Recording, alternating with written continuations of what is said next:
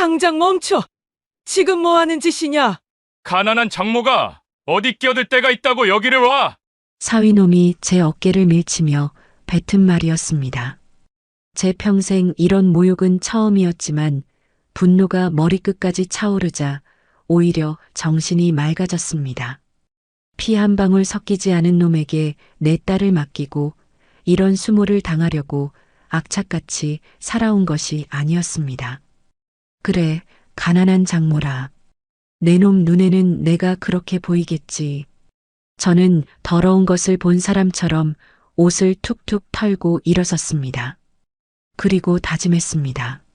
내가 무시했던 이 가난한 장모가 내 오만하고 추악한 인생을 어떻게 바닥으로 끌어내리는지 똑똑히 보여주겠다고 말입니다.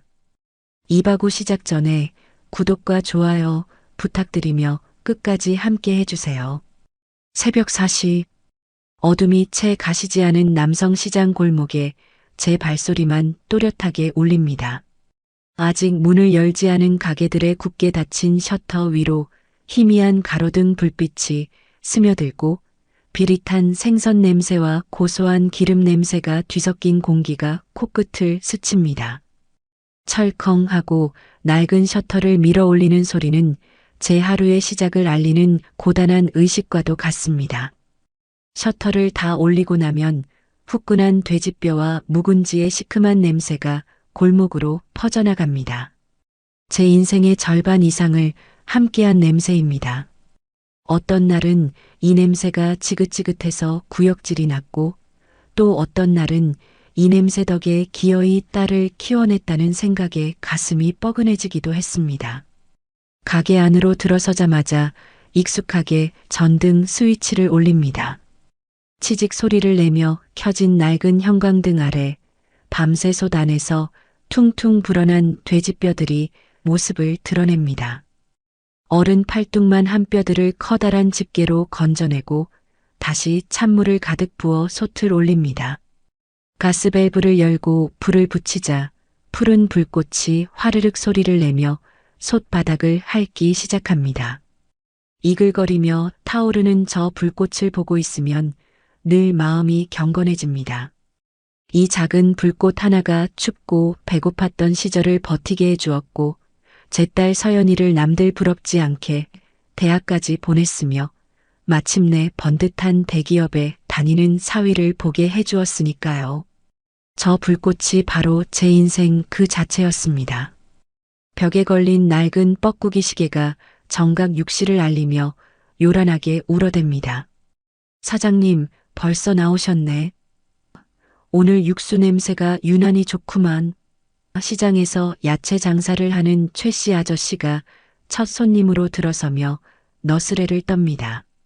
저는 말없이 웃으며 미리 삶아둔 머리고기를 썰어 뚝배기에 담고 뜨거운 육수를 몇 번이고 부었다 따르기를 반복하며 밥을 토렴합니다. 뽀얀 국물이 밥알 사이사이에 스며들어 한층 더 깊은 맛을 냅니다. 마지막으로 뜨거운 육수를 가득 붓고 송송 썬 파와 후추를 넉넉하게 뿌려 내어줍니다. 김이 모락모락 피어오르는 국밥 한 그릇. 제 청춘과 맞바꾼 결과물입니다. 손님들이 후루룩 소리를 내며 국밥을 비워내는 모습을 볼 때면 텅 빈 제 속도 든든하게 채워지는 기분이 듭니다. 한바탕 아침 장사가 폭풍처럼 휩쓸고 지나간 뒤 잠시 낡은 플라스틱 의자에 앉아 숨을 돌립니다. 땀으로 축축한 등과 욱신거리는 허리가 고단한 삶의 무게를 실감케 합니다. 그때 주머니 속 낡은 휴대폰이 띠리링 소리를 내며 진동했습니다. 화면에 뜬 이름은 내 딸 서연이.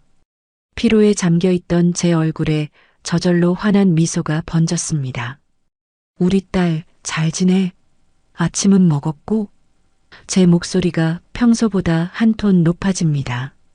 며칠 만에 걸려온 딸의 전화였습니다. 하지만 수화기 너머로 들려온 것은 딸의 명랑한 목소리가 아니었습니다. 장모님 접니다. 민혁입니다. 예상치 못한 사위의 목소리에 저는 잠시 당황했습니다. 아, 강서방인가. 우리 서연이는 곁에 없어? 며칠 동안 통 연락이 없어서 걱정했네. 그러자 사위는 아무렇지도 않다는 듯 오히려 조금은 귀찮다는 투로 말했습니다. 서연 씨, 지금 샤워 중이라서요. 요즘 회사 일로 피곤해서 늦잠이 늘었습니다. 장모님 전화 오셨다고 이따 전해주겠습니다. 왠지 모를 차가운 위화감이 심장을 쿡 찌르는 것 같았습니다. 불과 몇 달 전 결혼식장에서 제 손을 붙잡고 어머니, 이제부터는 제가 서연 씨의 든든한 버팀목이 되겠습니다. 아무 걱정 마십시오라며 눈시울을 붉히던 그 청년이 맞나 싶었습니다. 그래. 그럼 우리 딸한테 이따 엄마한테 꼭 좀 전화하라고 전해주게나. 무언가 더 묻고 싶었지만 사위의 목소리에서 느껴지는 보이지 않는 벽 때문에 차마 입이 떨어지지 않았습니다. 전화를 끊고 나서도 한참 동안 까만 휴대폰 화면만 멍하니 바라봤습니다. 샤워 중이라. 이렇게 바쁜 아침 시간에 샤워를 한다고? 평소 같으면 신혼이라 그런가 보다 하고 웃어넘겼을 사소한 일이 자꾸만 목에 걸린 가시처럼 마음을 불편하게 했습니다. 그날따라 유난히 국물 맛이 썼습니다. 그날 이후 제 마음속에 피어난 작은 의심의 씨앗은 날이 갈수록 무섭게 자라났습니다. 딸에게 전화를 하면 받지 않는 날이 부쩍 늘었고 어쩌다 통화가 되어도 엄마, 나 지금 회의에 들어가야 해서 응, 별일 없어. 이따 내가 다시 전화할게라며 용건만 간단히 하고 서둘러 끊기 일쑤였습니다. 수화기 너머로 들려오는 딸의 목소리는 물에 젖은 솜처럼 축 처져 있었고 말끝마다 미세하게 떨리는 것 같기도 했습니다. 제 걱정은 점점 눈덩이처럼 불어났습니다. 강서방, 요즘 서연이 어디 안 좋은 일 있는가? 목소리에 통 기운이 없어 보여. 옆에서 자네가 잘 좀 챙겨주게. 제가 애써 염려를 담아 조심스럽게 묻자 사위는 과장된 웃음소리를 내며 대답했습니다. 하, 장모님도 참. 서연 씨가 요즘 큰 프로젝트를 맡아서 스트레스가 이만저만이 아닙니다. 그래서 제가 어제는 일부러 백화점 데려가서 가방도 하나 사주고 맛있는 것도 사 먹이고 왔습니다. 제가 옆에서 이렇게 잘 챙기고 있으니 아무 걱정 마십시오. 그의 말은 완벽했지만 저는 그 완벽함 속에서 오히려 소름 끼치는 이질감을 느꼈습니다. 마치 잘 짜인 대본을 읽는 것처럼 그의 목소리에는 어떠한 진심도 담겨 있지 않았습니다. 그저 아무 걱정 마십시오라는 말로 제 입을 막고 더 이상 이 문제에 개입하지 말라는 무언의 압박을 가하는 것 같았습니다. 주말에 반찬이라도 해서 한번 들르겠다는 제 말에도 사위는 기다렸다는 듯이 이번 주는 저희 회사 중요한 해외 바이어들이 방한해서 제가 주말 내내 의전해야 합니다. 집들이는 다음에 저희가 시장으로 맛있는 거 사들고 찾아뵙겠습니다. 장모님. 이라며 한치의 망설임도 없이 거절했습니다. 저는 그저 딸의 새로운 인생에 걸림돌이 되고 싶지 않은 늙은 엄마일 뿐이었습니다. 제 가난과 무지가 혹여나 귀한 사위의 앞길에 흠이라도 될까 늘 노심초사했습니다. 그래서 사위의 말을 믿고 기다렸습니다. 딸이 행복하다면 그걸로 족하다고 스스로를 위로했습니다. 하지만 기다림이 길어질수록 제 마음속의 불안은 통제할 수 없을 만큼 커져만 갔습니다.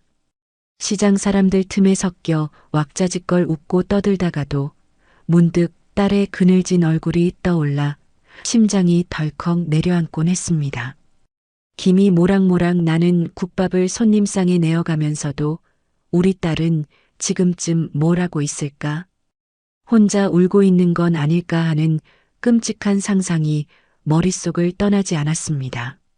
그러던 어느 날 밤 저는 악몽을 꾸다 비명을 지르며 잠에서 깼습니다.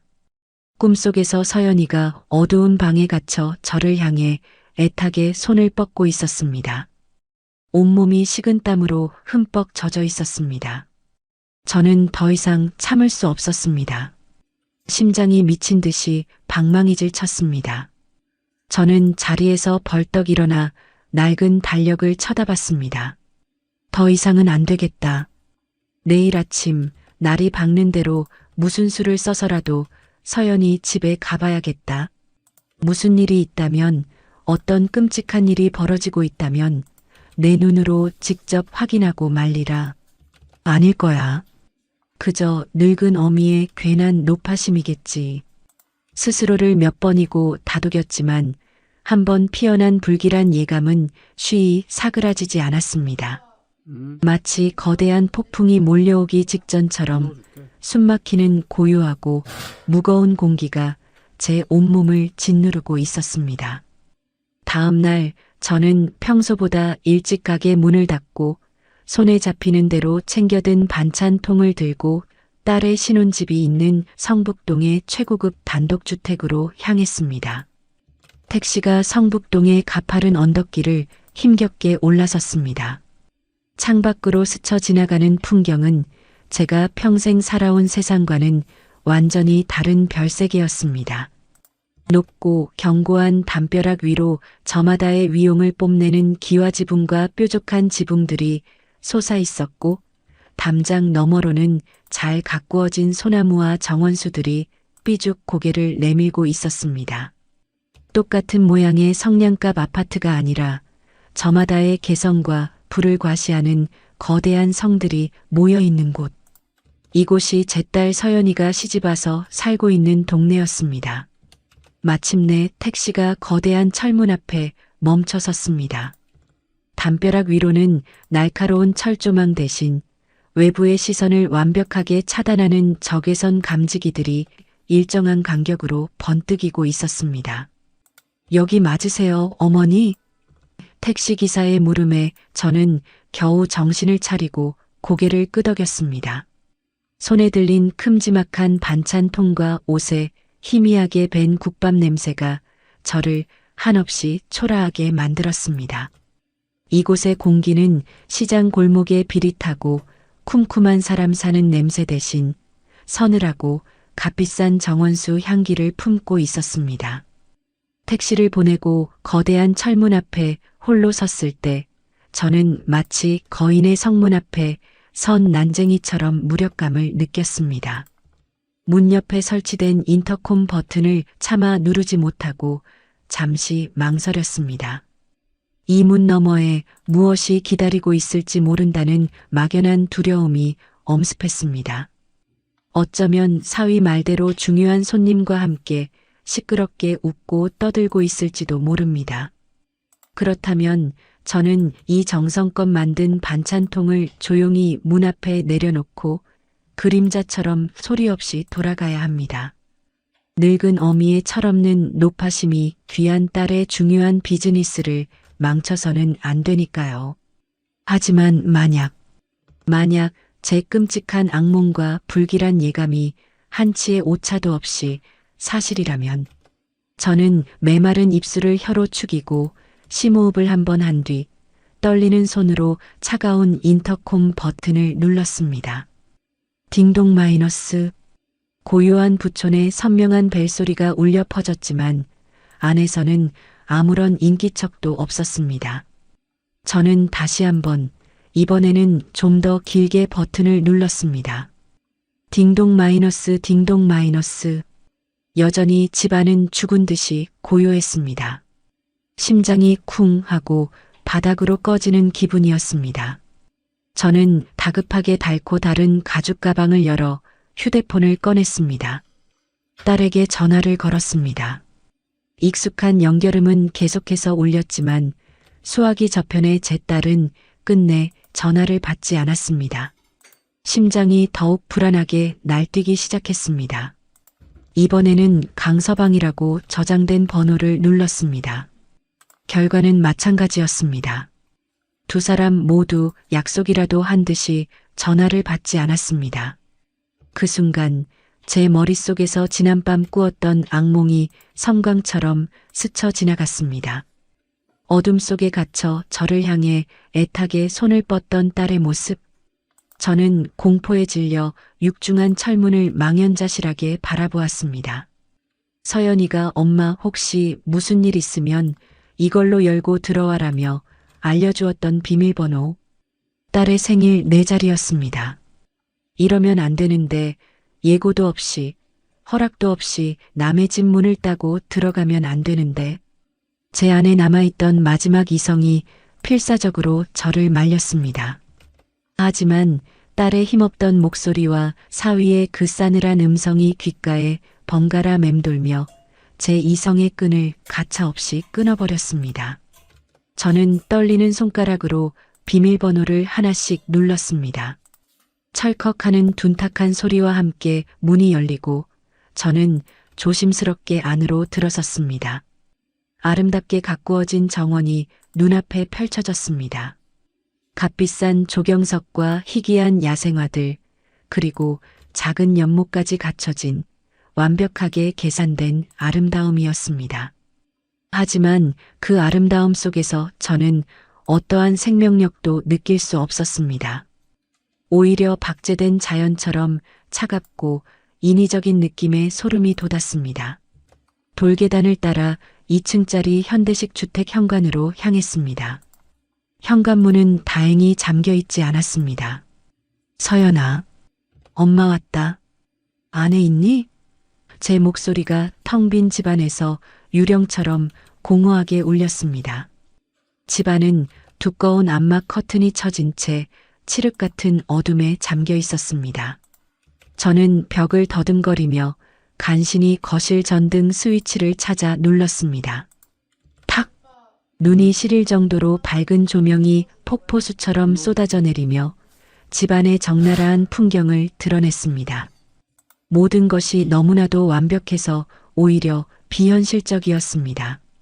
2층까지 천장이 뚫려 있는 높은 층고의 거실, 거대한 통창, 이탈리아에서 직수입했다는 최고급 소파와 유리 테이블, 벽에 걸린 의미를 알 수 없는 추상화, 먼지 한 톨 없을 거울처럼 반짝이는 최고급 대리석 바닥. 모든 것이 제자리에 마치 자로 잰 듯 완벽하게 정돈되어 있었습니다. 사람 사는 집에서 느껴져야 할 따뜻한 온기나 어수선한 생활감이라고는 전혀 찾아볼 수 없는 마치 값비싼 가구를 전시해 놓은 모델하우스처럼 차갑고 정적인 공간이었습니다. 서연아, 강서방, 안에 아무도 없는 게냐? 저는 저도 모르게 목청을 높여 두 사람을 불렀습니다. 하지만 대답은 돌아오지 않았습니다. 메아리조차 없었습니다. 저는 손에 들고 있던 반찬통을 현관 바닥에 아무렇게나 내려놓고 홀린 사람처럼 집 안으로 깊숙이 들어섰습니다. 1층의 게스트룸과 서재, 2층으로 올라가 안방과 아기방으로 꾸며놓은 작은 방의 문을 차례로 열어보았지만 아무도 없었습니다. 호텔 스위트룸처럼 흐트러짐 하나 없이 각이 잡혀있는 침대, 책상 위에는 종류별로 정렬된 서류 더미와 만년필이 놓여 있었습니다. 대체 어디로 사라진 걸까? 제가 마지막으로 부엌을 지나 정원으로 통하는 거대한 통유리문 앞으로 발걸음을 옮기던 바로 그때였습니다. 어디선가 아주 희미하고 기이한 소리가 들려왔습니다. 깅, 끄, 깅. 마치 목이 졸린 어린 짐승이 내는 것 같은 고통스럽게 끊어지는 가냘픈 신음소리. 저는 그 자리에 얼어붙었습니다. 온몸의 털이 곤두서는 것 같았습니다. 소리는 분명 통유리창 너머 아름답게만 보였던 바로 그 정원에서 들려오고 있었습니다. 심장이 목구멍까지 치솟아 미친 듯이 요동치기 시작했습니다. 저는 마른 침을 꿀꺽 삼키며 납덩이처럼 무거워진 다리를 간신히 움직여 차가운 통유리 문으로 다가갔습니다. 그리고 그곳에서 저는 보고야 말았습니다. 제 인생을, 제 세상을, 제가 살아온 이유와 제가 살아갈 이유 전부를 송두리째 파괴해버린 그 지옥 같은 광경을 제 딸 서연이가 제 금지옥엽 외동딸이 뱃속에 곧 태어날 제 귀한 손주를 품은 그 여린 아이가 차갑고 더러운 정원 한 구석 타일 바닥 위에 짐승처럼 쓰러져 있었습니다. 곱디곱던 얼굴은 퉁퉁 부어올라 형체를 알아볼 수 없었고 입에는 더러운 걸레 조각이 물려 있었습니다. 가녀린 손과 발은 보기에도 끔찍한 굵은 밧줄로 정원수 기둥에 단단히 묶여 있었습니다. 제가 시집갈 때 특별히 맞춰준 값비싼 실크 원피스는 갈기갈기 찢겨져 있었고 드러난 하얀 팔과 다리에는 시퍼렇고 붉은 멍 자국과 핏자국이 끔찍하게 뒤엉켜 있었습니다. 아이는 비명조차 지르지 못하고 그저 묶인 몸을 미약하게 뒤틀며 고통과 공포에 질린 신음을 흘리고 있었습니다. 그리고 그 아이의 앞에 지옥의 염라대왕처럼, 아니 그보다 더 끔찍한 악마처럼 서 있는 한 남자가 있었습니다. 명품 브랜드 로고가 선명한 넥타이를 풀어헤치고 최고급 맞춤 셔츠 소매를 걷어붙인 바로 제 사위 강민혁이었습니다. 그의 손에는 버클이 유난히 반짝이는 가죽 허리띠가 들려 있었고 그의 얼굴에는 일말의 죄책감이나 연민도 찾아볼 수 없는 오직 경멸과 차갑고 잔인한 분노만이 얼음처럼 서려 있었습니다. 그는 숨을 헐떡이는 제 딸을 벌레 보듯 무감각하게 내려다보며 다시 허리띠를 고쳐 잡았습니다. 그 순간 세상의 모든 소리와 색깔이 빛을 잃고 사라졌습니다. 제 귀에는 오직 제 심장이 터져나갈 듯 울리는 굉음과 딸의 처절하게 끊어지는 신음 소리만이 들렸습니다. 온 세상의 시간이 멈췄습니다. 공간이 뒤틀리고 현실 감각이 증발해버렸습니다. 눈앞에 펼쳐진 광경을 제 뇌가 현실로 받아들이기를 완강히 거부했습니다. 이건 악몽이야. 어젯밤에 꾼 그 끔찍한 악몽의 연장일 뿐이야. 어서 이 지독한 꿈에서 깨어나야 해. 하지만 아무리 눈을 세게 감았다 떠도 두 뺨을 세차게 때려봐도 제 눈앞의 지옥은 신기루처럼 사라지지 않았습니다. 아름답게 가꾸어진 정원수 기둥에 마치 도살장에 끌려온 짐승처럼 밧줄로 묶인 채 가쁜 숨을 몰아쉬는 내 딸 서연이, 그리고 그 앞에 손에 번쩍이는 버클의 허리띠를 든 채 서늘하고 무감한 눈으로 딸을 내려다보는 내 사위 강민혁. 온몸에 피가 역류하여 머리끝으로 솟구치는 동시에 등골을 타고 발끝까지 찬 기운이 흘러내렸습니다. 온몸의 세포 하나하나가 비명을 지르는 듯 했습니다. 네, 이 짐승만도 못한 놈. 제 입에서 터져나온 소리는 비명도 절규도 아니었습니다. 바싹 마른 장작이 갈라지듯 쉰 저 자신도 생전 처음 들어보는 낯선 목소리였습니다. 그제야 제 존재를 알아차린 사위놈이 아주 천천히 마치 슬로우 모션 영상처럼 고개를 돌렸습니다. 그의 얼굴에는 놀라는 기색조차 없었습니다.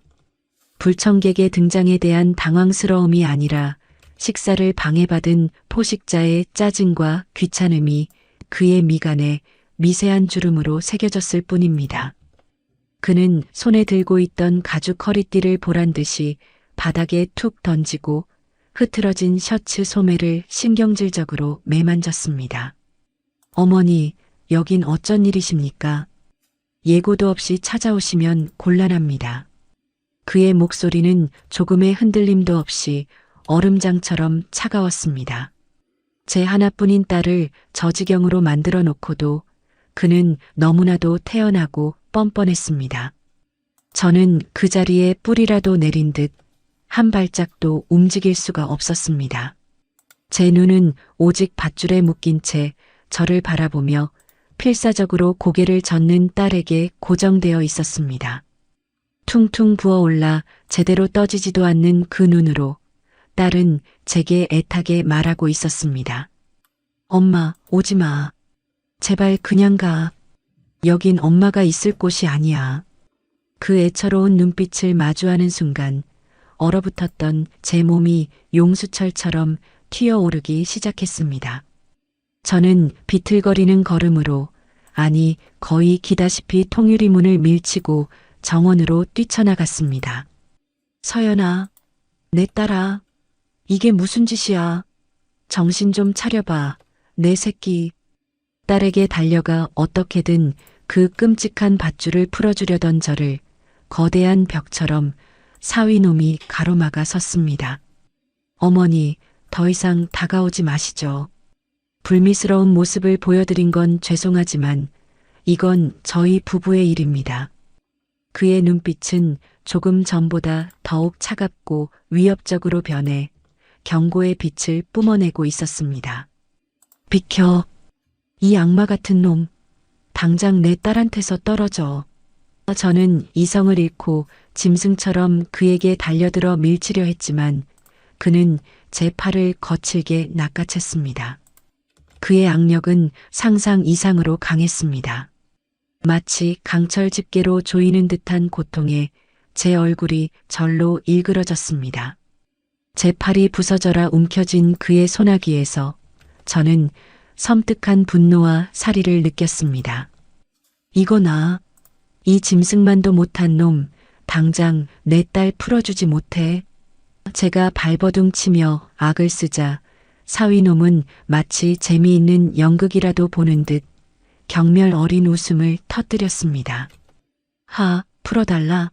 장모님, 지금 상황 파악이 정말 안 되십니까? 이건 저희 부부 사이에 있을 수 있는 아주 사소한 의견 다툼일 뿐입니다. 장모님께서 이렇게 흥분하며 끼어들 일이 아니란 말입니다. 부부의 일, 사소한 의견 다툼. 그 뻔뻔하고 역겨운 단어들에 제 머릿속에 마지막 이성의 끈이 툭 하고 끊어져 버렸습니다. 부부? 이게 부부 사이에 있을 수 있는 일이야? 내 놈이 인간이야? 내 새끼를 벤 임신한 아내를 이렇게 마당에 묶어놓고 짐승처럼 때리는 게 사람이 할 짓이냐고. 제 절규에 가까운 외침에도 그는 눈 하나 깜짝하지 않았습니다. 오히려 저를 머리부터 발끝까지 벌레 보듯 훑어보며 혀를 차며 조롱하듯 말했습니다. 장모님이야말로 뭘 안다고 그렇게 목소리만 높이십니까? 평생 시장 바닥에서 국밥이나 말아 파시던 분이 뭘 안다고 감히 저희 부부 사이에 제 가정사의 훈수를 두려하시는 겁니까? 그리고 마침내 그는 제 심장에 비수를 꽂고 그 비수를 비틀어 제 영혼까지 파괴하는 말을 뱉어냈습니다. 가난한 장모가 어디 끼어들 때가 있다고 여길 와? 사위놈이 제 어깨를 거칠게 밀치며 뱉은 말이었습니다. 그 한마디에 제 세상이, 제 우주가 무너져 내렸습니다. 저는 아무런 저항도 하지 못하고 뒤로 밀려나 차갑고 더러운 타일 바닥에 그대로 주저앉고 말았습니다. 넘어진 육체의 충격보다 그 말 한마디가 주는 정신적 충격이 제 모든 것을 마비시켰습니다. 가난한 장모, 시장 바닥에서 국밥이나 파는 사람, 펄펄 끓는 솥 앞에서 굽은 허리를 두드려가며 손님이 남긴 잔반을 물에 말아 끼니를 떼어가며 그렇게 모은 돈으로 딸을 공부시켰습니다. 행여나 기죽을까 남들 입는 옷, 남들 먹는 거 하나라도 더 해주고 싶어 제 몸이 부서져라 일만 했습니다. 그렇게 살아온 제 인생이, 그 모진 세월이 저 말 한마디에 송두리째 부정당하는 순간이었습니다. 눈앞이 캄캄해지고 아무 소리도 들리지 않았습니다. 오직 사위놈의 그 잔인하고 경멸에 찬 목소리만이 제 귓가에서 무한히 반복되었습니다. 그때 나무에 힘없이 묶여있는 딸 서연이와 눈이 마주쳤습니다. 딸은 온몸으로 울며 입에 물린 걸레 때문에 불분명한 발음으로 제게 미안하다고, 다 자기 잘못이라고 속삭이고 있었습니다. 그 모습을 보는 순간 꺼져가던 제 정신의 불씨가 활활 타오르기 시작했습니다. 그래, 내가 지금 이러고 있을 때가 아니지. 내 딸이, 내 전부인 내 새끼가 저 악마의 소나기에서 죽어가고 있는데 내가 이깟 모욕에 무너져 있을 수는 없지. 저는 더러운 것을 본 사람처럼 바닥에 닿았던 손바닥을 옷에 툭툭 털고 아무 일도 없었다는 듯이 자리에서 일어섰습니다. 눈물이 쏙 들어가고 머리끝까지 치밀어 올라 화라산처럼 터질 것 같던 분노는 오히려 시베리아 벌판의 눈보라처럼 차갑게, 아주 차갑게 식어갔습니다. 피 한 방울 섞이지 않은 저 짐승만도 못한 놈에게 내 소중한 딸을 맡기고 이런 수모를 당하려고 내가 내 청춘을, 내 인생을 바쳐 악착같이 살아온 것이 아니었습니다. 그래, 가난한 장모라. 내 놈의 그 잘난 눈에는 내가 그렇게 보이겠지. 저는 조용히 아주 희미하게 웃었습니다.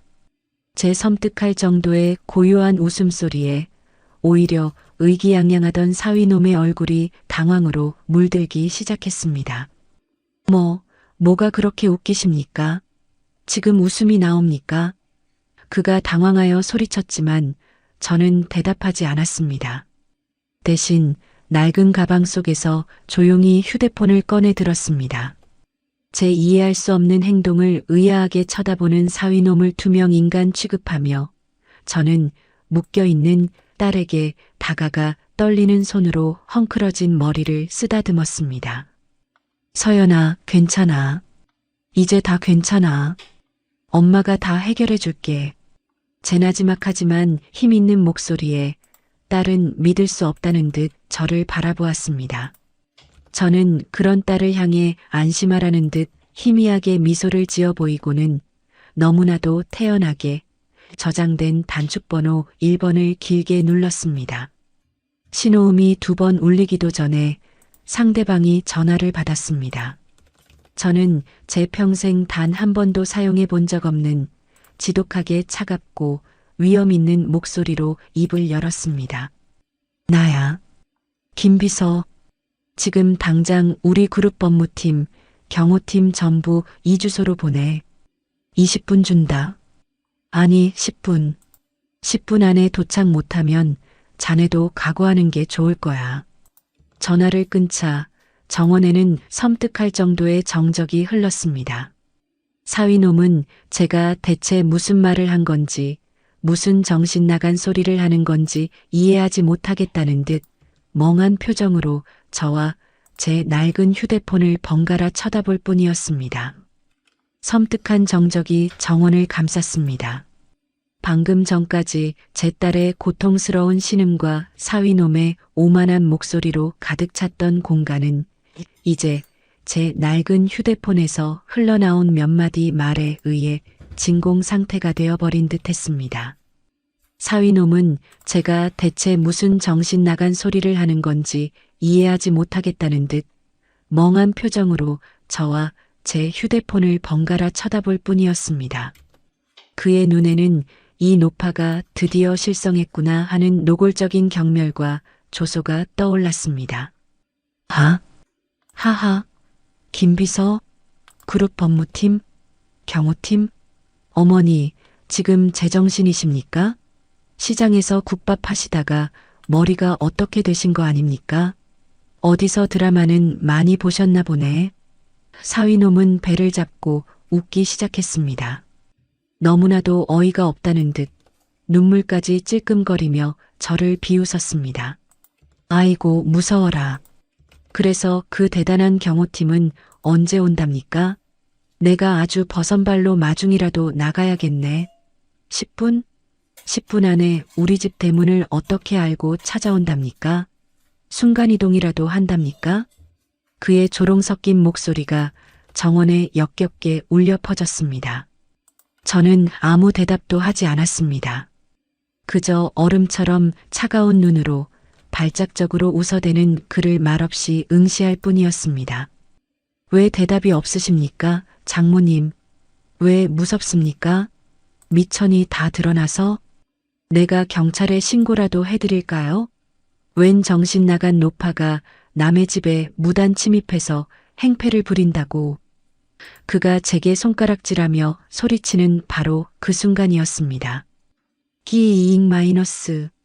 고요한 동네의 정적을 깨뜨리는 날카로운 타이어 마찰음이 바로 집 담장 밖에서 들려왔습니다. 한 대가 아니었습니다. 연이어 들려오는 급정거 소리. 마치 잘 훈련된 군대의 기동처럼 일사불란한 소음이었습니다. 사위놈의 웃음소리가 뚝 그쳤습니다. 그의 얼굴에 떠올랐던 조롱과 경멸이 순식간에 의아함으로 바뀌었습니다. 뭐야? 무슨 소리야? 넣어줄게. 그가 중얼거리며 대문 쪽을 쳐다봤습니다. 쾅, 쾅, 쾅. 육중한 철문을 두드리는 소리가 아니라 부수기라도 할 듯한 굉음이 울려 퍼졌습니다. 그리고 다음 순간 철컥하는 기계음과 함께 비밀번호가 해제된 철문이 활짝 열리고 검은색 정장 차림의 건장한 사내들이 정원 안으로 쏟아져 들어왔습니다. 그들은 약속이라도 한 듯 한치의 오차도 없는 대형으로 정원을 순식간에 포위했습니다. 그들의 귀에는 하나같이 무전용 이어피스가 꽂혀 있었고 부풀어 오른 양복 안주머니에는 심상치 않은 물건이 들어있을 것만 같았습니다. 그들의 등장은 너무나도 비현실적이어서 마치 영화 촬영 현장을 보는 듯 했습니다. 험악한 인상의 사내들 뒤로는 서류 가방을 든 반듯한 인상의 남녀들이 따라 들어와 일사불란하게 정원 곳곳을 살피기 시작했습니다. 사위놈은 완전히 넋이 나간 표정으로 눈앞에 펼쳐진 광경을 믿을 수 없다는 듯 입만 뻐끔거렸습니다. 뭐야 당신들. 누구야? 여긴 내 집이야. 당장 나가지 못해.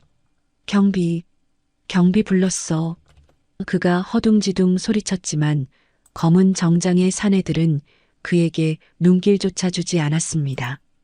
그들의 시선은 오직 한 사람, 바로 저에게 고정되어 있었습니다. 그들 중 가장 앞서 걸어 들어온 가장 기품 있고 지적으로 보이는 중년의 남자가 제 앞으로 다가왔습니다. 그리고 그는 제 앞에서 90도로 허리를 숙였습니다. 회장님, 늦어서 죄송합니다.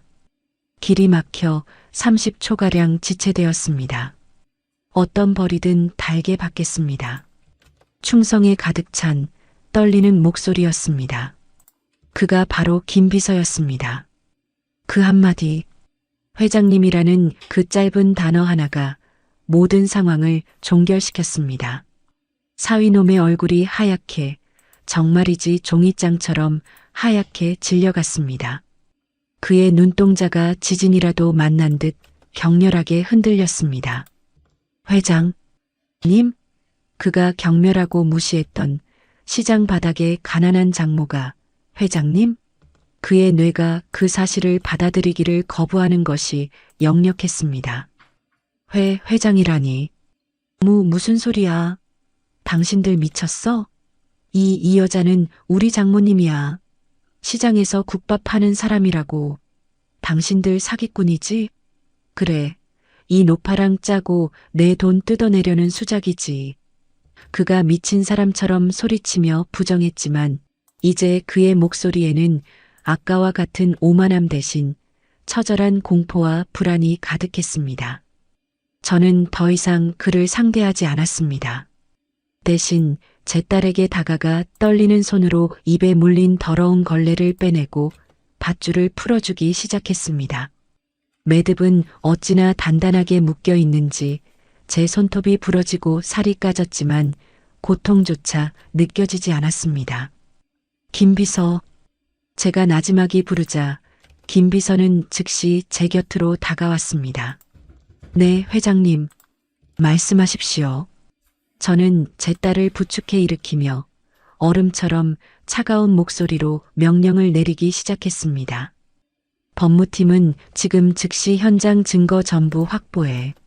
저기 저 허리띠 그리고 내 딸을 묶었던 밧줄, CCTV 영상까지 하나도 빠짐없이 폭행 및 불법 감금, 살인 미수로 고소 진행시켜. 최고 형량 받아낼 수 있도록 국내 최고 로펌 변호인단으로 꾸리고 제 말 한마디 한마디가 비수가 되어 사위놈의 심장에 박혔습니다. 법무팀 직원들은 즉시 카메라를 꺼내 딸의 상처와 현장을 세세하게 촬영하기 시작했습니다. 그리고 제가 턱짓으로 사위놈을 가리켰습니다. 지금 당장 회사에서 파면시켜. 인사위원회 소집할 시간 없어. 내 짓이야. 관련 서류는 내가 나중에 결제하지. 그리고 저자의 모든 개인 계좌, 차명 계좌, 주식 계좌 전부 동결시켜. 횡령, 배임, 탈세, 조사할 수 있는 모든 죄목을 동원해서 먼지 하나까지 다 털어내. 저자 집안 전체를 샅샅이 뒤져서 우리 그룹의 기생에서 빨아먹은 게 있다면 수십 배로 토해내게 만들어. 제 명령이 떨어지자마자 한 직원이 노트북을 켜고 어디론가 전화를 걸어 즉시 업무를 처리하기 시작했습니다. 모든 것이 일사천리로 마치 거대한 톱니바퀴가 맞물려 돌아가듯 진행되었습니다. 사위놈은 그제야 이것이 꿈이 아니라는 것을, 자신이 건드려서는 안 될 사람을 건드렸다는 것을 깨달았습니다. 장모님, 아니 회장님, 제가 잘못했습니다. 제가 잠시 미쳤었나 봅니다. 제발 용서해 주십시오. 그가 제 발밑에 무릎을 꿇고 기어와 바짓가랑이를 붙잡고 애원하기 시작했습니다. 조금 전까지의 그 오만하고 잔인한 모습은 온데간데 없고 오직 살기 위해 발버둥 치는 한 마리 미물만이 남아 있었습니다. 서연아, 여보, 내가 잘못했어. 내가 정말 죽을 죄를 지었어. 한 번만, 제발 한 번만 용서해줘. 응? 그가 이번에는 제 품에 안겨 정신을 잃어가는 딸을 향해 처절하게 외쳤습니다. 저는 더러운 벌레를 떼어내듯 그의 손을 뿌리치고 경호원들에게 눈짓을 보냈습니다. 건장한 경호원 2명이 다가와 그의 양팔을 우악스럽게 붙잡아 일으켰습니다. 나. 내가 누군지 알아? 내가 강민혁이야. 서연아. 마지막 발악을 하는 그를 저는 싸늘하게 내려다보며 입을 열었습니다. 시끄럽군. 끌어내. 그 말을 끝으로 저는 더 이상 그에게 눈길을 주지 않았습니다. 경호원들에게 질질 끌려나가며 그는 마지막까지 제 딸의 이름을 비명처럼 외쳤습니다. 육중한 철문이 닫히고 완벽한 정막이 찾아왔습니다. 방금 전까지 이 정원을 가득 채웠던 광기와 폭력 그리고 비명소리가 마치 한바탕의 악몽처럼 아득하게 느껴졌습니다. 하지만 제 품에 안겨 축 늘어진 딸아이의 차가운 체온과 제 손에 묻어나는 아이의 피가 이것이 끔찍한 현실임을 끊임없이 일깨워주고 있었습니다. 제 모든 세상이, 제 삶의 이유가 이 작은 품 안에서 부서져 내리고 있었습니다. 회장님, 구급차가 대기 중입니다. 병원으로 이송하겠습니다. 김 비서의 목소리가 안개처럼 자욱했던 제 의식을 현실로 끌어당겼습니다. 저는 조심스럽게 마치 깨지기 쉬운 유리 인형을 다루듯 딸을 안아들었습니다. 깃털처럼 가벼웠습니다. 그동안 얼마나 고통스러웠으면, 얼마나 굶주렸으면 아이가 이토록 가벼워졌을까. 심장이 갈기갈기 찢어지는 것 같았습니다. 구급차에 올라타는 순간까지 저는 한 번도 뒤를 돌아보지 않았습니다. 법무팀이 현장을 어떻게 수습하는지, 경호팀이 저 악마를 어떻게 처리하는지 더 이상 제 관심사가 아니었습니다. 지금 저에게는 오직 제 딸 서연이의 숨소리만이 유일한 우주였습니다. 사이렌 소리가 고요한 부촌을 찢으며 울려 퍼졌습니다. 구급차가 향한 곳은 일반 병원이 아니었습니다.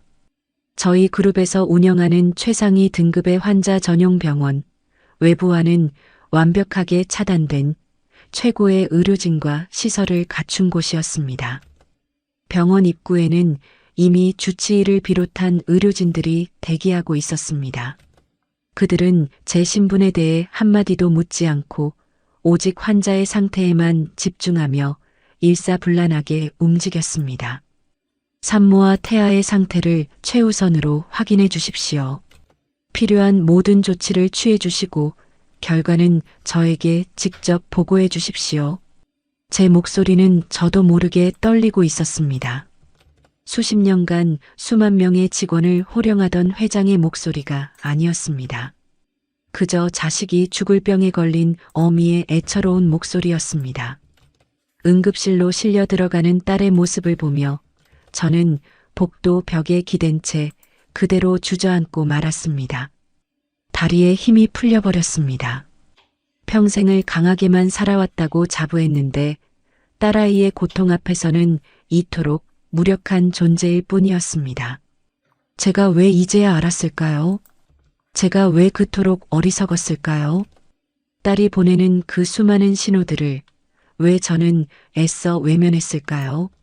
신혼이라 바쁜가 보다, 살림하느라 피곤한가 보다 스스로를 속이며 딸의 고통을 방치한 것은 결국 저 자신이 아니었던가.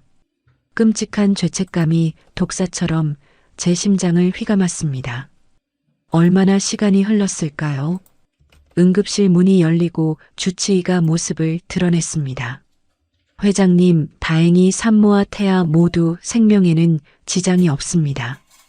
다만 산모가 오랜 기간 지속적인 폭행과 정신적 학대에 시달린 것으로 보입니다. 온몸의 타박상과 갈비뼈의 실금, 그리고 극심한 영양실조 상태입니다. 무엇보다 정신적인 충격이 매우 커서 절대적인 안정이 필요합니다.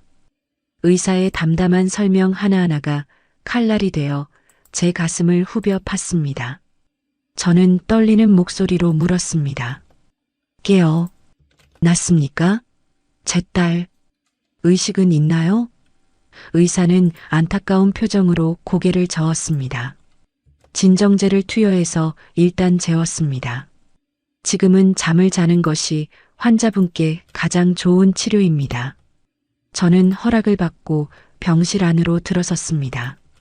가장 꼭대기층에 위치한 창밖으로 서울의 야경이 한눈에 들어오는 거대한 병실이었습니다. 하지만 그 어떤 화려함도 제 눈에 들어오지 않았습니다. 오직 침대 위에 인형처럼 누워있는 제 딸의 모습만이 보일 뿐입니다. 링거 주사를 꽂은 가녀린 팔, 퉁퉁 부어 멍든 얼굴, 핏기 없이 하얀 입술. 저 아이가 제 딸이라는 사실을 믿을 수가 없었습니다.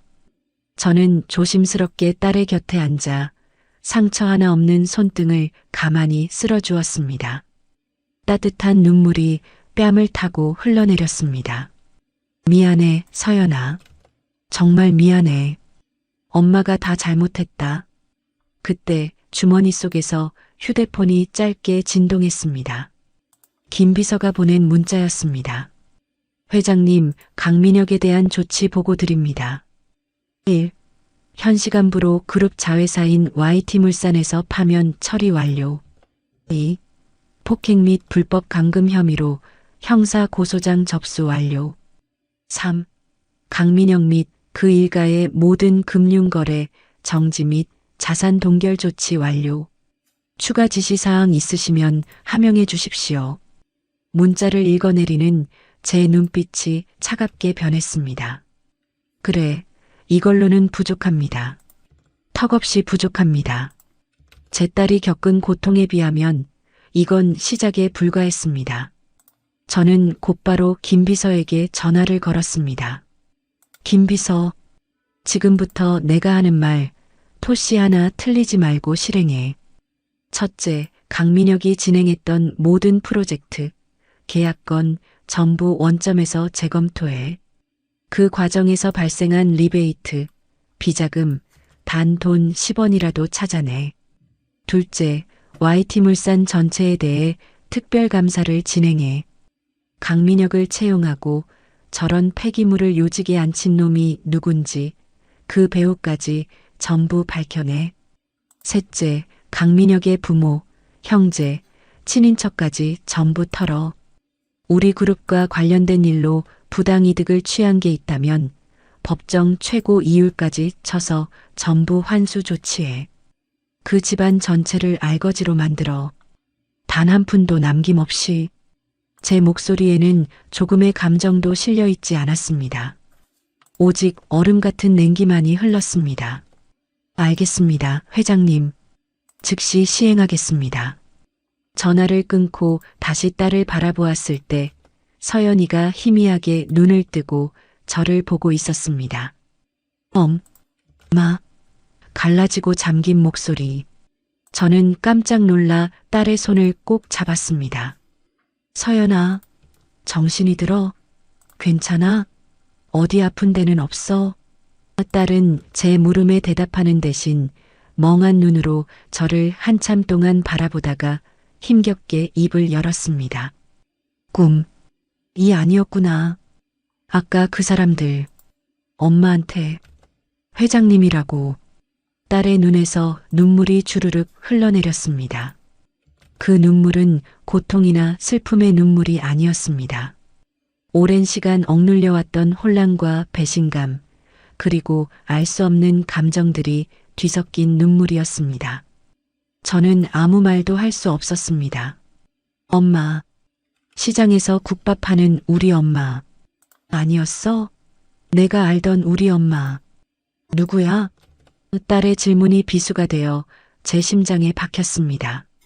저는 차마 딸의 얼굴을 마주 볼 수 없어 죄인처럼 고개를 떨구었습니다.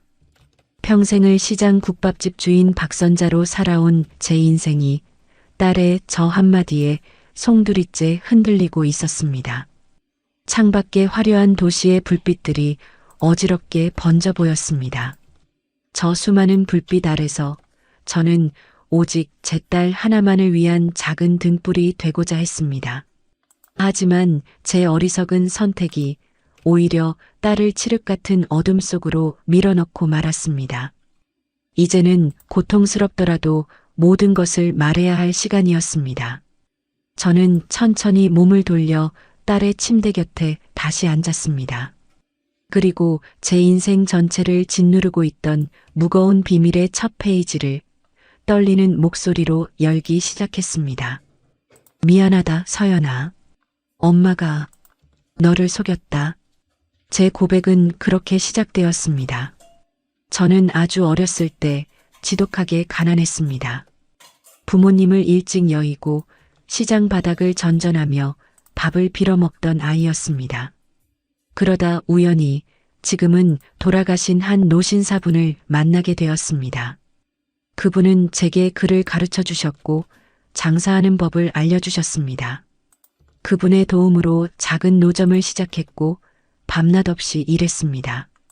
돈이 모이면 더 큰 가게를 얻었고 그렇게 악착같이 돈을 벌었습니다. 돈만 있으면 가난 때문에 겪었던 그 끔찍한 서름과 멸시에서 벗어날 수 있을 거라고 믿었습니다. 그렇게 시작한 작은 가게가 지금의 대상그룹이 되었습니다. 하지만 돈과 권력은 제게 행복을 가져다 주지 않았습니다. 오히려 제 주변 사람들을, 제가 사랑했던 사람들을 앗아갔습니다. 돈 때문에 형제들은 원수가 되었고 믿었던 동업자는 제 모든 것을 빼앗으려 했습니다. 저는 그 피비린내 나는 싸움의 한가운데서 제 자신을 지키기 위해 점점 더 독해져야만 했습니다.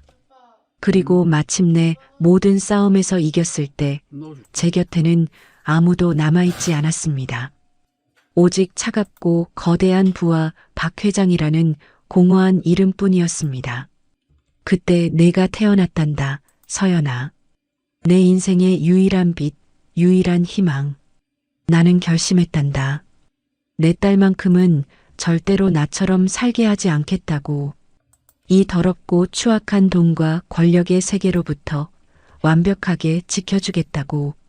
그래서 너를 숨겼다. 시장의 작은 국밥집은 너를 위한 나의 세상이었고 너를 지키기 위한 나의 요새였단다. 그곳에서 평범하게 땀 흘려 돈 버는 기쁨을 가르쳐 주고 싶었고, 돈보다 사람이 더 중요하다는 것을 알려주고 싶었다. 나는 그저 평범한 엄마가 되고 싶었을 뿐이야. 제 목소리는 어느새 눈물에 잠겨 있었습니다. 딸은 아무 말 없이 제 이야기를 듣고 있었습니다. 그 작은 얼굴 위로 혼란과 충격, 원망과 연민이 교차하는 것이 보였습니다. 그래서 나를 속인 거야? 평생을? 내가 부잣집 딸이라는 사실을 숨기기 위해서? 저는 차마 고개를 들지 못하고 그저 끄덕일 수밖에 없었습니다. 한참의 침묵이 흘렀습니다. 딸의 흐느끼는 소리가 들려왔습니다. 바보. 엄마는 바보야. 왜 그렇게 힘들게 살았어? 나 때문에. 딸은 원망 대신 저를 위로했습니다. 제 어리석은 선택 때문에 온몸이 상처투성이가 되었으면서도 오히려 제 고통을 먼저 헤아려 주었습니다. 그 순간 저는 딸의 손을 붙잡고 어린아이처럼 엉엉 울고 말았습니다. 저희 모녀는 그렇게 한참을 서로를 부둥켜 안고 울었습니다. 제가 딸의 곁에서 회한의 눈물을 흘리고 있는 동안 바깥 세상에서는 제가 내린 냉혹한 명령들이 한치의 오차도 없이 실행되고 있었습니다. 대상그룹의 심장부인 컨트롤 타워에서는 김 비서의 지휘 아래 수십 명의 전문가들이 강민혁이라는 암세포를 도려내기 위해 일사불란하게 움직이고 있었습니다. 회계팀 강민혁이 지난 3년간 결제한 모든 서류, 자금 집행 내역 전부 스캔해서 데이터화해 인공지능 분석 프로그램 돌려서 자금 흐름에 이상점 없는지 1분 단위로 보고해. 법무팀, YT물산 내부 제보 채널 전부 열어. 강민혁 관련 비리 익명으로 제보받고 제보자 신원은 철저하게 보장해. 포상금은 내규의 10배로 책정해. 김 비서의 지시에 거대한 조직이 하나의 생물처럼 움직였습니다. 얼마 지나지 않아 첫 번째 보고가 올라왔습니다. 찾았습니다. 강민혁이 페이퍼 컴퍼니를 통해 자재 대금을 부풀려 최소 50억 원 이상을 횡령한 정황이 포착되었습니다. 추가 보고 드립니다. 피해자, 즉 사모님 명의로 제2금융권과 불법 사채 시장에서 약 20억 원의 대출이 실행된 것을 확인했습니다. 인감 증명과 서명이 모두 위조된 것으로 보입니다. 보고를 받는 김 비서의 표정이 싸늘하게 굳어갔습니다. 짐승인 줄 알았더니 그보다 더한 악마였던 것입니다. 김 비서는 모든 증거 자료를 즉시 검찰에 넘겼습니다. 대상그룹의 법무팀과 국내 최대 로펌의 변호인단이 달라붙자 사건 처리는 상상을 초월하는 속도로 진행되었습니다. 검찰은 사안의 심각성을 인지하고 즉시 강민혁에 대한 체포영장을 청구했습니다. 법원은 단 1시간 만에 영장을 발부했습니다. 그 시각 강민혁은 시내의 한 허름한 모텔방에 감금되어 있었습니다. 경호원들에게 끌려 나온 그는 자신의 모든 카드가 정지되고 연락할 방법조차 없다는 사실을 깨닫고 패닉 상태에 빠져 있었습니다. 그는 여전히 현실을 부정했습니다. 이건 말도 안 돼. 장모님이 회장이라니. 이건 몰래카메라인가? 아니면 내가 꿈을 꾸고 있는 건가? 하지만 시간이 흐를수록 그 끔찍한 현실이 온몸을 조여왔습니다. 그때 방문이 거칠게 열리고 경찰들이 들이닥쳤습니다. 강민혁 씨, 특정경제범죄 가중처벌 등에 관한 법률 위반, 즉 횡령 및 배임, 사문서, 위조 및 동행사, 폭행, 감금 혐의로 긴급 체포합니다. 당신은 변호사를 선임할 수 있으며 변명의 기회가 있고 체포적부심을 법원에 신청할 수 있습니다. 차가운 미란다 원칙이 그의 귓가에 울려 퍼졌습니다. 그리고 그의 손목에 차가운 쇠고랑이 철컥 소리를 내며 채워졌습니다. 그 순간 강민혁의 모든 것이 무너져 내렸습니다. 그는 짐승처럼 울부짖으며 발버둥 쳤습니다. 아니야. 이건 모함이야. 내가 뭘 잘못했는데. 서연아, 장모님, 제가 잘못했습니다. 그의 비명은 아무런 메아리도 만들지 못했습니다. 병실에서 잠든 딸의 머리를 쓰다듬고 있던 제 휴대폰이 짧게 진동했습니다. 김 비서가 보낸 한 장의 사진. 수갑을 찬 채 경찰들에게 끌려나가는 강민혁의 초라한 모습이었습니다. 그리고 그 아래 짧은 메시지가 적혀 있었습니다. 체포영장 집행 완료했습니다. 회장님. 저는 말없이 사진을 삭제하고 휴대폰을 껐습니다. 제 눈에서는 더 이상 눈물이 흐르지 않았습니다. 오직 내 딸을 지키지 못했던 어미의 슬픔과 저 악마를 제 손으로 파멸시키고야 말겠다는 차가운 분노만이 용암처럼 들끓고 있었습니다. 경기도 외곽에 위치한 서울구치소의 새벽은 유난히 차갑고 비릿했습니다. 강민혁은 온몸을 덮쳐오는 한기에 잠에서 깨어났습니다. 얇은 담요 한 장으로는 시멘트 바닥에서 올라오는 냉기를 막을 수 없었습니다. 그는 푸른 수의를 입은 채 웅크린 몸을 일으켜 앉았습니다. 며칠 전까지만 해도 최고급 이탈리아산 구두를 신고 성북동의 대저택을 누비던 그의 발에는 이제 낡고 해진 고무신이 신겨 있었습니다. 한때는 수천만 원을 호가하는 명품 시계가 채워져 있던 손목에는 차갑고 푸르스름한 수갑 자국만이 선명하게 남아 있었습니다. 그는 자신의 처지를 도저히 믿을 수가 없었습니다. 이 모든 것이 거대한 악몽이라고, 누군가 악의적으로 만든 정교한 몰래카메라일 뿐이라고 생각했습니다. 눈을 감았다 뜨면 다시 포근한 최고급 거위털 침구 속에서 눈을 뜰 것이라고, 이 지독한 소독약 냄새와 퀴퀴한 먼지 냄새는 모두 사라질 것이라고 필사적으로 믿고 싶었습니다. 하지만 몇 번을 자다 깨도 변하는 것은 아무것도 없었습니다. 빛 한 줌 들어오지 않는 차가운 시멘트 벽과 굳게 닫힌 쇠창살, 그리고 같은 방을 쓰는 죄수들의 경멸과 조소가 섞인 시선만이 그를 맞이할 뿐이었습니다. 어이 신입, 너 대상그룹이랑 관련 있다며?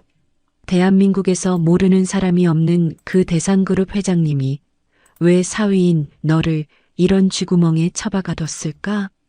내가 뭘 얼마나 대단한 잘못을 했길래 같은 방을 쓰는 수십억대 사기죄로 들어온 늙은 정과자가 이가 다 빠진 잇몸을 드러내며 그를 비웃었습니다. 강민혁은 아무 대답도 하지 못했습니다. 아니, 할 수가 없었습니다. 그의 머릿속은 온통 터질 듯한 후회와 견딜 수 없는 원망, 그리고 지독한 공포로 뒤죽박죽이 되어 있었습니다. 내가 왜 그랬을까? 내가 왜 그 여자, 아니 그 장모를 얕보았을까? 시장 바닥에서 국밥이나 파는 가난하고 무식한 늙은이. 저는 평생 그녀를 그렇게 생각했습니다. 제게 굽신거리고 제 눈치를 보고 제게 돈 한 푼이라도 얻었으려는 귀찮고 하찮은 존재라고 멋대로 판단했습니다. 하지만 그녀는 회장이었습니다. 이름만 대면 대한민국 국민이라면 모르는 사람이 없는 거대 그룹의 총수였습니다. 그 사실을 깨달은 순간 제 오만하고 이기적인 세상은 산산조각이 나버렸습니다. 그녀는 제게 자비를 베풀지 않았습니다. 제가 그녀의 하나뿐인 딸 서연에게 그랬던 것처럼 그녀 역시 제게 단 한 톨의 연민도 보여주지 않았습니다. 그 시각 강민혁의 본가에서는 그야말로 현실판 지옥도가 펼쳐지고 있었습니다. 아들의 성공을 제 성공인 양 동네방네 떠벌리며 온갖 사치를 부리던 그의 부모는 하루아침에 하늘과 땅이 뒤집히는 경험을 하고 있었습니다.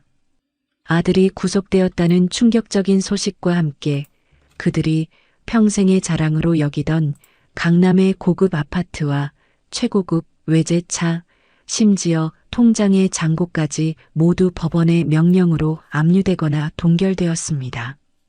대상그룹의 특별감사팀이 들이닥쳐 그들이 아들의 법인카드로 백화점에서 명품을 사고 최고급 호텔 식당에서 밥을 먹고 골프 회원권을 끊으며 흥청망청 썼던 모든 내역을 샅샅이 뒤지고 있었습니다. 이럴 수가 없어. 말도 안 돼. 우리 민혁이가, 우리 아들이 이런 짓을 저질렀을 리가 없어. 이건 다 그 여우 같은 며느리년 때문이야. 우리 착한 아들 등골 빼먹고 이제 와서 뒤통수를 쳐? 민혁의 어머니는 현실을 부정하며 악을 썼습니다. 하지만 그녀의 분노는 곧 뼈저리는 공포로 바뀌었습니다. 그들이 평생 무시하고 경멸했던 며느리의 친정어머니, 그 초라한 국밥집 할멈이 바로 대상그룹의 회장이라는 사실을 국선 변호사를 통해 전해 들었기 때문입니다. 그들은 자신들이 과거에 그 회장님에게 어떤 모욕적인 언사를 퍼부었는지 너무나도 똑똑히 기억하고 있었습니다. 명절 때 힘들게 음식을 싸들고 찾아온 그녀에게 어디서 비린내가 난다며 타박을 주고 서연이와 함께 쓰라며 건네준 낡은 상품권을 이런 돈은 우리 며느리에게는 필요 없다며 면전에서 돌려주었던 일들이 날카로운 부메랑이 되어 그들의 뒤통수를 향해 무서운 속도로 날아오고 있었습니다. 결국 그들은 마지막 남은 지푸라기라도 잡는 심정으로 제가 머물고 있는 병원을 수소문에 찾아왔습니다. 병원 1층 로비에서부터 경호원들에게 가로막힌 그들은 주변의 시선도 아랑곳하지 않고 바닥에 주저앉아 울고불고 난리를 쳤습니다. 사부인, 저희가 정말 죽을 죄를 지었습니다. 제발 저희 불쌍한 아들 좀 살려주십시오. 다 저희가 못나고 무식해서 아들을 잘못 가르친 탓입니다. 제발 저희를 봐서라도 민혁이 좀 용서해 주십시오. 그들의 처절한 울음소리가 조용하고 깨끗한 병원 로비에 역겹게 울려 퍼졌습니다. 김 비서는 제게 그들을 조용히 돌려보낼까요? 라고 물었지만 저는 제 눈으로 직접 그들의 마지막을 보고 싶었습니다. 제 손으로 이 지긋지긋한 악연의 완벽한 끝을 맺어주어야만 했습니다. 저는 잠든 딸의 이마에 조용히 입을 맞추고 병실을 나섰습니다. 로비 엘리베이터에서 내리는 제 모습을 본 민혁의 부모는 마치 저승사자라도 본 것처럼 사색이 되어 저를 향해 기어오다시피 했습니다. 그들은 더 이상 과거의 그 오만하고 뻔뻔한 사람들이 아니었습니다. 모든 것을 잃고 나락으로 떨어진 비참하고 추한 늙은이들일 뿐이었습니다. 회장님, 사부인, 저희가 정말 눈이 멀어 회장님을 못 알아뵙고 온갖 죽을 죄를 지었습니다. 제발, 민혁의 아버지가 제 발밑에 머리를 조아리며 빌었습니다. 저는 아무런 표정 없이 싸늘한 눈으로 그들을 내려다보았습니다. 내 딸 서연이가 당신들 아들에게 짐승처럼 맞고 정원수 기둥에 묶여 있을 때 당신들은 어디서 무엇을 하고 있었습니까? 제 얼음장 같은 물음에 그들은 아무 대답도 하지 못했습니다. 내 딸이 뱃속에 당신들 손주를 품은 채로 죽음의 공포에 떨고 있을 때 당신들은 내 딸이 차려준 밥을 먹고 내 딸의 이름으로 대출받은 돈으로 명품을 사입으며 웃고 있었겠지요. 제 말 한마디 한마디가 날카로운 칼이 되어 그들의 심장을 후벼 팠습니다. 제발 자비를 베풀어 주십시오. 저희 아들 인생 저렇게 끝나게 할 수는 없습니다. 그 아이가 저희 집안의 기둥입니다. 민혁의 어머니가 울부짖으며 제 다리를 붙잡았습니다. 저는 더러운 벌레를 떼어내듯 그녀의 손을 거칠게 뿌리치며 제 안에 남아있던 마지막 한 톨의 연민까지 모두 지워버렸습니다. 그리고 제 인생에서 가장 차갑고 잔인한 목소리로 말했습니다. 용서, 자비, 당신들 아들이 내 딸에게 단 한 번이라도 그런 걸 베푼 적이 있었던가요? 이제 와서 그런 걸 바라는 겁니까? 좋습니다. 당신들 소원대로 해주지요. 다만 순서가 있습니다. 내 딸이 흘린 눈물과 피값을 당신들 아들과 당신들 온 가족이 그 목숨과 남은 인생 전부로 다 치르고 난 후에 모든 죄값을 받고 당신들 가문이 완전히 풍비박산 나고 난 후에 그때 가서 내가 아주 조그만 자비를 베풀지 생각해 볼 수도 있겠지요. 그러니 똑똑히 들으십시오. 내 딸의 눈물값, 이제부터 시작입니다. 제 말이 끝나자 양쪽에 서 있던 경호원들이 다가와 그들을 양쪽에서 부축해 일으켰습니다. 그들은 실성한 사람처럼 울부짖으며 욕설을 퍼부으며 끌려나갔습니다. 저는 그들의 비참하고 추악한 뒷모습을 아무런 감정 없이 바라보다가 조용히 몸을 돌려 병실로 향했습니다. 병실 문을 열자 어느새 깨어난 딸 서연이가 저를 보고 있었습니다. 딸의 눈에는 더 이상 두려움이나 혼란이 없었습니다. 오히려 저를 향한 굳건한 믿음과 단단한 지지가 담겨 있었습니다. 엄마 잘했어. 절대로 마음 약해지면 안 돼. 제 딸 서연이의 목소리는 작고 여렸지만 그 안에 담긴 힘은 천근만근처럼 무거웠던 제 마음을 단번에 일으켜 세웠습니다. 저는 비로소 깨달았습니다. 제가 딸을 지키고 있다고 생각했지만 실은 딸이 저를 지탱해주고 있었다는 사실을 말입니다. 저희 모녀는 그렇게 서로의 상처를 보듬으며 그 길고 어두웠던 밤을 함께 보냈습니다. 다음 날 아침 병실 창문으로 따스한 햇살이 쏟아져 들어왔습니다. 지난 며칠간 저를 짓눌렀던 지독한 악몽이 거짓말처럼 거치고 새로운 아침이 밝아온 것이었습니다. 딸의 얼굴은 여전히 헬쑥했지만 그 눈빛만큼은 그 어느 때보다 총명하게 빛나고 있었습니다. 저희는 더 이상 과거에 얽매여 울고만 있지 않았습니다. 대신 앞으로 태어날 새 생명과 우리가 함께 만들어갈 미래에 대해 이야기하기 시작했습니다. 그 후 몇 달 동안 저는 오직 엄마 박선자로 살았습니다. 수십 년간 드나들었던 시장이었지만 이제는 마음가짐이 달라졌습니다. 대상그룹 회장이라는 무거운 갑옷을 내려놓고 온전히 한 아이의 엄마 그리고 곧 태어날 아이의 할머니로서 시장 구석구석을 누볐습니다. 딸이 먹고 싶다는 싱싱한 과일을 사기 위해 과일가게 주인과 스스럼 없이 농담을 주고받았고 더 좋은 생선을 고르기 위해 생선가게 좌판 앞에서 한참을 망설이기도 했습니다.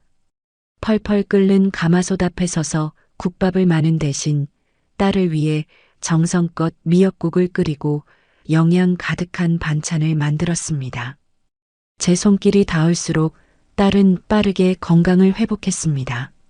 꺼져가던 뺨에 다시 살이 오르기 시작했고 웃음을 잃었던 얼굴에 환한 미소가 피어났습니다. 그리고 마침내 가을이 무르익어 가던 어느 날 제 딸 서연이는 온 병원의 축복 속에서 건강한 아들을 품에 안았습니다. 작고 붉은 아기가 앙증맞은 입술을 오물거리며 제 손가락을 꽉 쥐는 순간 저는 세상을 다 가진 것 같은 벅찬 행복의 눈물을 흘렸습니다. 이 아이를 내 딸과 내 손주를 지키기 위해서라면 저는 그 어떤 지옥이라도 기꺼이 걸어 들어갈 수 있었습니다. 제가 딸의 곁에서 새로운 행복을 가꾸어 나가는 동안 강민혁에 대한 법의 심판은 차갑고 냉정하게 진행되었습니다. 대상그룹의 모든 역량이 총동원된 재판에서 그가 빠져나갈 구멍은 어디에도 없었습니다. 그가 저지른 횡령과 배임, 사문서, 위조, 그리고 제 딸에 대한 끔찍한 폭행과 감금 혐의가 만천하에 드러났습니다. 그는 최후의 발악으로 법정에서 제가 그를 함정에 빠뜨렸다고 제가 가진 부와 권력으로 자신을 매장하려 한다고 소리쳤습니다. 존경하는 재판장님, 저 여자는 괴물입니다. 자신의 불을 숨기고 제게 접근해서 제 인생을 망가뜨린 악마입니다. 그의 비명 섞인 주장은 그러나 그를 더욱 비참하게 만들 뿐이었습니다. 그의 변호사조차 고개를 저으며 변호를 포기했고 방청석에서는 경멸의 탄식이 터져 나왔습니다. 재판부는 그의 뻔뻔하고 반성 없는 태도를 질타하며 법이 허용하는 최고 형량을 선고했습니다. 특정 경제범죄 가중처벌법 위반, 폭력행위처벌법 위반 등 수많은 죄목이 더해져 그는 남은 인생의 대부분을 차가운 감옥에서 보내게 되었습니다. 그의 부모 역시 모든 것을 잃었습니다. 아들의 범죄에 가담하고 그 돈으로 사치를 누린 죗값으로 그들이 살던 집은 경매에 넘어갔고 남은 재산은 모두 피해 보상금으로 압류되었습니다. 하루아침에 길거리에 나앉게 된 그들은 이제 그들이 그토록 무시했던 시장 바닥보다도 더 못한 곳에서 비참한 여생을 보내야만 했습니다. 모든 것이 제자리로 돌아왔습니다. 아니, 원래 있었어야 할 자리로 돌아온 것이었습니다. 며칠 후 저는 갓 태어난 손주와 태어난 딸을 데리고 제가 평생을 살아온 시장 국밥집으로 돌아왔습니다. 김 비서는 성북동의 대저택이나 최고급 아파트를 준비해두고 저를 기다렸지만 저는 모두 마다했습니다. 이제는 더 이상 숨을 필요도 피할 필요도 없었기 때문입니다. 회장님, 정말 괜찮으시겠습니까? 이런 누추한 곳에서 김 비서의 걱정 어린 물음에 저는 환하게 웃으며 대답했습니다. 김 비서, 나한테는 이 세상 그 어떤 궁궐보다 이곳이 가장 편하고 아늑한 곳이야. 여긴 내 인생이고 내 딸의 뿌리고 이제 내 손주의 고향이 될 곳이니까. 가게 문을 열자 익숙한 돼지뼈 국물 냄새가 저를 반겼습니다.